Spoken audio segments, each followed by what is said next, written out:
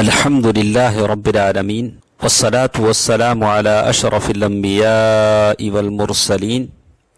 وعلى آله وصحبه ومن تبعهم بإحسان إلى يوم الدين أما بعد. محترم حضرات و خواتین، دلوں کے اعمال کی اس گفتگو میں ہم تمام حاضر ہیں۔ ہم اس بات کا ذکر سن رہے ہیں کہ خشوع اور خضوع ہم کیسے اپنی زندگیوں میں لائیں، کیسے اس کو حاصل کریں۔ تو اس سلسلے میں گزشتہ درسوں میں ہم نے ایک بات کا ذکر آپ کے سامنے کیا تھا کہ آدمی اپنے آپ کو محسوس کرے کہ وہ پل صراط پر ٹھہرا ہوا ہے، وہ پل صراط پر ٹھہرا ہوا ہے۔ ابو عبد الرحمن الاسدی کہتے ہیں سعید بن عبدالعزیز سے کہا گیا کہ آپ نماز میں کھڑے ہوتے ہیں تو بہت زیادہ روتے ہیں، کیا بات؟ تو انہوں نے کہا کہ میرے بھائی کے بیٹے، میرے بھتیجے، ایسے سوال سے آپ کو کیا لینا ہے؟ ایسا سوال کیوں کرتے ہو؟ تو میں نے کہا کہ آپ جواب دیں، ہو سکتا ہے اللہ تعالیٰ آپ کے جواب سے مجھے فائدہ دے۔ تو سعید نے کہا جب بھی میں نماز میں کھڑا ہوتا ہوں جہنم میرے سامنے آ جاتی ہے۔ ما قمت فی صلاتی الا مثلت لی جہنم، جب میں نماز میں کھڑا ہوتا ہوں تو میں اپنے سامنے جہنم کو دیکھتا ہوں تصور کی نگاہ سے۔ اور جو آدمی کا احساس اس طرح ہو وہ ہر نماز میں وہی احساس کو لے کر نماز پڑھے گا، چاہے نفل نماز پڑھتا ہو، چاہے فرض نماز پڑھتا ہو، چاہے سری نماز پڑھتا ہو، چاہے جہری نماز پڑھتا ہو، ہر نماز میں اس کا یہی احساس ہوگا، یہ احساس کہ جہنم کو وہ دیکھ رہا ہے۔ ذنون المصری فرماتے ہیں کہ آدمی جب نماز پڑھنے کے لیے محراب میں کھڑا ہوتا ہے تو جب وہ نماز شروع کرتا ہے تو اس کو ایسے لگتا ہے کہ وہ رب العالمین کے سامنے کھڑا ہوا ہے، جیسے قیامت کے دن اس کو کھڑا ہونا ہے۔ اس کا دل پوری طرح اللہ تعالیٰ کی طرف متوجہ ہوتا ہے۔ اسی لیے منصور بن عبد الرحمن نماز کے وقت بہت روتے تھے۔ نماز کے لیے جب بھی کھڑے ہوتے ان کو موت یاد آتی اور قیامت کا وہ عظیم دن یاد آ جاتا۔ اور اسی طرح ایک اور چیز جس سے آدمی خشوع خضوع کی دولت حاصل کر سکتا ہے وہ یہ کہ آدمی جب نماز میں کھڑے ہو تو کسی اور چیز کی طرف ہرگز نہ سوچے، صرف نماز میں اس کی توجہ۔ ابن کثیر رحمہ اللہ فرماتے ہیں الخشوع فی الصلاۃ انما يحصل بمن فرغ قلبه لها، خشوع اس آدمی کو حاصل ہوتا ہے جو پوری طریقے سے اپنے دل کو نماز میں لگا دیتا ہے، کسی اور چیز کی طرف اس کا دل مائل نہیں ہوتا، اسے نماز میں راحت بھی ملتی ہے، آنکھوں کی ٹھنڈک بھی ملتی ہے۔ جیسے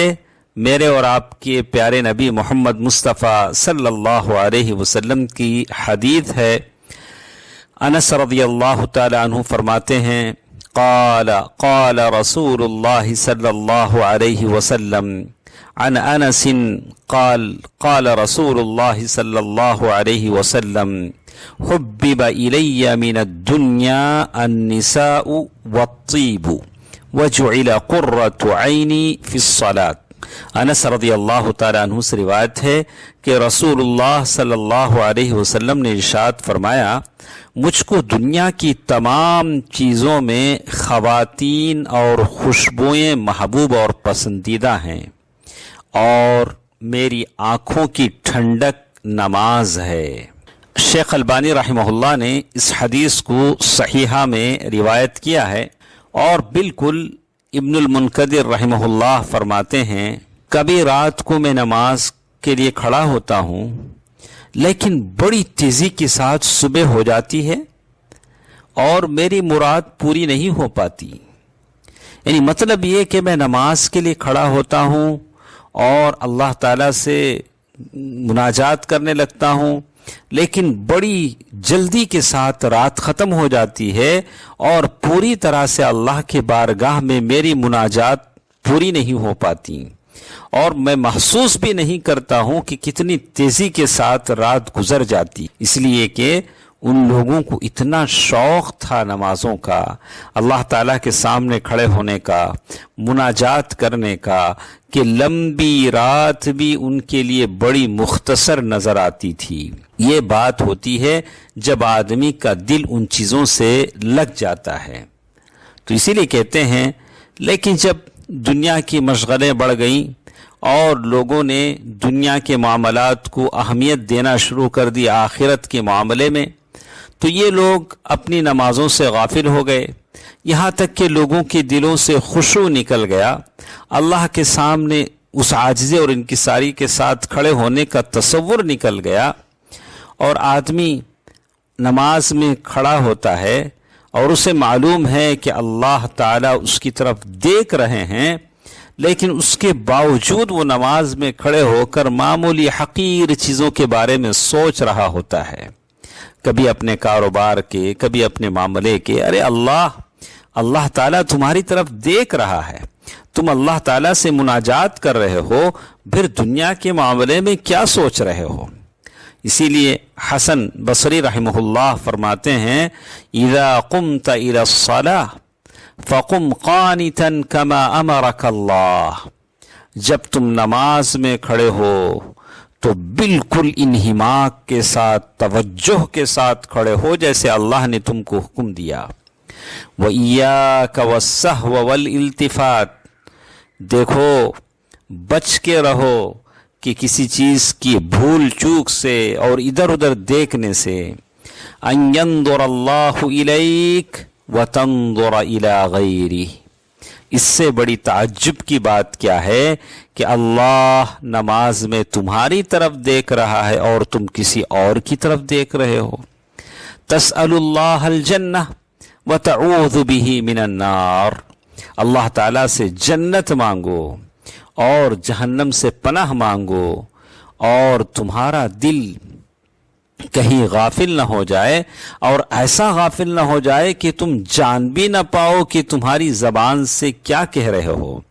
تمہاری زبان سے کیا نکل رہا ہے۔ تعظیم قدر الصلاۃ، یہ کتاب کے صفحہ نمبر 140 پر ایک گفتگو ہے۔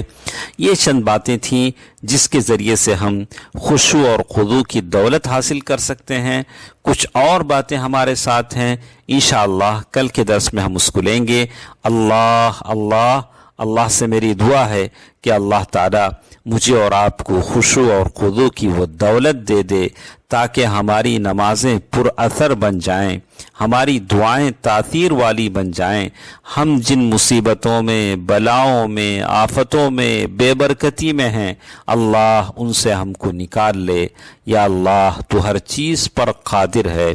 قدرت رکھنے والا ہے، یا اللہ ان مصیبتوں سے ہم تمام کو بچا لے، آمین۔ والسلام علیکم ورحمۃ اللہ وبرکاتہ۔